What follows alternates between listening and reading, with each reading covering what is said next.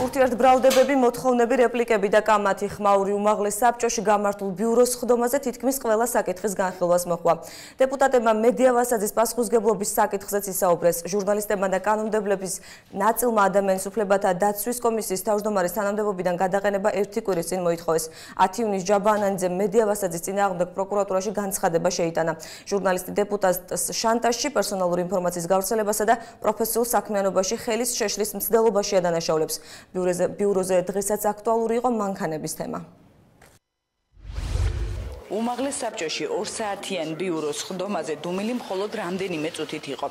დეპუტატმა დავით ბაციკაძე მედია ვასაძის პასუხისმგებლობის საკითხზე დეპუტატებისაგან განმარტებები მოითხოვა და განაცხადა, რომ ერთკვირიანი ვადა, რომელიც დეპუტატებმა საკითხში გასარკვევად მოითხოვეს, გავიდა. დუმილი უმაღლეს საბჭოს თავმჯდომარემ დაარღვია და განაცხადა, რომ მას არანაირი ვადა არ დაუთქვამს.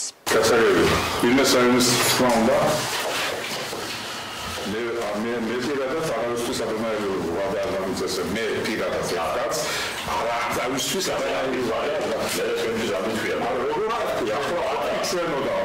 მე არ გამიწესები აღარისთვის აბანაირი ადამიანის უფლებათა დაცვის კომისიის თავმჯდომარის მედია ვასაძის თანამდებობიდან გადაყენების ერთკვირიანი ვადის მიცემის შესახებ უმრავლესობის წევრებმა გააჟღერეს. კოლეგებს მაგრამ მოღეს ეგ მზად არ არიან, მართლაც 2-3 კაცი ვართ ამას ვიზად. დეპუტატების ნაწილი ამბობს, რომ მედია ვასაძე თანამდებობიდან უნდა გადადგეს, ნაწილი კი კომენტარებისაგან თავს იკავებს. როგორ გითხრათ, განსხვავება არის მართლაც დამოკიდებულებებში აი ამ კონფლიქტის მიმართ, რომელიც მოხდა ქალბატონს და ჯაბაანანიძეს შორის, ამიტომ ჩვენ ვერ მივედით რაღაც ერთიან განცხადებამდე ან ერთიან გადაწყვეტილებამდე, მაგრამ კიდევ ერთხელ ვიმეორებ, დღის ეს რიგიდან ქალბატონის თანამდებობიდან წასვლა არ მოხსნილა. მე ჩემ პირადად თუ შემეკითხებით, მე თავს ავარიდებდი აი ყველანაირ კონფლიქტს და მე პირადად ამ ნაბიჯს გადავდგა. არ ვაკეთებ კომენტარს. არავის არ ვებძვი, მე ვიბძვი იმისათვის, რომ ჟურნალისტებს ამ ფრაზეოლოგიით არ ესაუბრონ, ის რომ არ ურეკავდეს არც ერთი პოლიტიკოსი და არ ემუქრებოდეს ან რაღაც კიდე სხვა, რა ვიცი, პირადი ცხოვრების თუ სხვა იმით არ აშანტაჟებდეს. ეს ერთადერთი საკითხი იყო, რომელზეც დეპუტატებს დღეს არ უკამათიათ. ყველაზე დიდი ხმაური მიწის საკითხს მოჰყვა, თუმცა კამათი არჩევნებში აღებული პროცენტების გამოთვლამ გამოიწვია. მე დავსვამ საკითხს საფინანსო კომისიის თავმჯდომარე მათემატიკა არის, ელემენტარულია.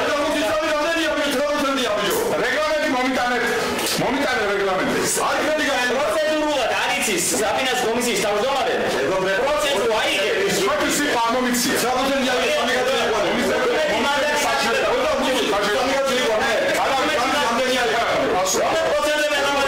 ის რომ არითმეტიკა იცის და როგორ დათვალა შედეგები საკანონმდებლო ორგანოს ფინანსური და ეკონომიკური კომისიის თავმჯდომარემ მოგვიანებით განგვიმართა. რაც შეეხება ელემენტარულ არითმეტიკას, ვკითხოთ ნებისმიერი დაწყებითი სკოლის მოსწავლეს, რამდენი პროცენტი არის 25 კაცში 3 კაცი. ანუ რეალურად ნაცნობამ ქალაქის საკრებულოში შეიყვანა 3 პარტიის წევრი. 25 ადამიანში 3 პარტიის წევრი არის 9%. ეს არის რეალობა, რაც მივიღეთ არჩევნების შედეგად. კიდევ ერთი საკითხი, რასაც დეპუტატების აღშფოთება მოყვა, არაპოლიტიკური იყო. უმაღლესი საბჭოს ყოფითი პრობლემები ბიუროს წინაშე აპარატის თანამშრომელმა დააყენა. ყოველდღე გამოვიდა გათხოვა კონდიციების სისტემა, უერთებული ჩილერები. თავიდან სამუშაო შემსრულებელ კონტრაქტულ ფირმას საგარანტიო აღებულება ჰქონდა, რომ უნდა გაესურვებინა. ნაციონალური მოძრაობის წევრმა პეტრე ზამბახიძემ კი საკითხი პოლიტიკურ ჭრილში გადაიყვანა. უმაღლესი საბჭოს თავმჯდომარის ავთანდილ ბერიძის მანქანა ისევ აქტუალური გახდა. მუდმივად არის უმაღლეს საბჭოს საუბარი იმაზე, რომ მანქანა უნდა შეისყიდონ და რა აქვს მნიშვნელობა, რა ფასი ექნება და ასე შემდეგ, თუმცა ელემენტარულ საკითხზე, რომელიც ეხება ფაქტიურად აქ მომუშავე 100-ზე მეტ ადამიანს, რომელიც უზრუნველყოფს გამართულ და წყობში მყოფ, ესე ვთქვათ, სისტემას, რომელიც ზამთარშიც მუშაობს და ზაფხულშიც, ამისთვის თანხების გაღება და შესაბამისად რეაგირება იმაზე, რომ რაც გაფუჭებულია, ფაქტიურად არ ხდება ხოლმე და დღეს ამ საკითხმა გამოიწვია ბუნებრივ ნებათაღელვა, სწორედ იმიტომ, რომ მე დამშტა შთაბეჭდილება, რომ მედიისთვის გაკეთდა ეს განცხადება უფრო, საუბარი იმაზე, რომ თითქოს ხარჯების ეკონომიას აკეთებენ, აქ არის აბსურდი. თუმცა ტირვა მე კიდე ახლა გიმეორებ. და საჭიროა გეუნებია, სადუძეკუდის მაგანა. საჭიროა გეუნებია, ვერ გაიგე? მე ვთვლი, რომ იმ ფირმამ, რომელმაც არახარისხოვნად გააკეთა სამუშაო, უნდა გაიღოს ხარჯები და ჩვენი ბიუჯეტიდან ეს თანხები არ უნდა გავიდეს.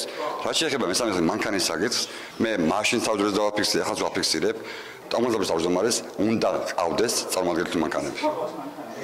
ბატონო, მანქანა მას შემდეგ რაც ჩვენ მანქანა არ ვიყიდეთ, უკვე 3-4 ჯერ იყო შეკეთებაში, რომელიც გარკვეული ხარჯები გაიყო და ეხლაც დგას საკითხი მანქანის შეკეთებას. ტრადოზია საუბარი.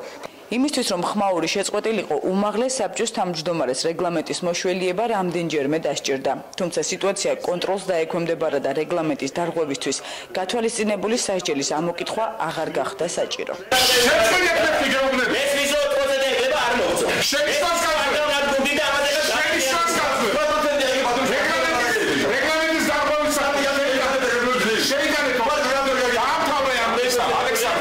ბიუროს ხდომა ისე დაიხურა, რომ უმაღლესი საბჭოს თავმჯდომარეს კომენტარები არ გაუკეთებია.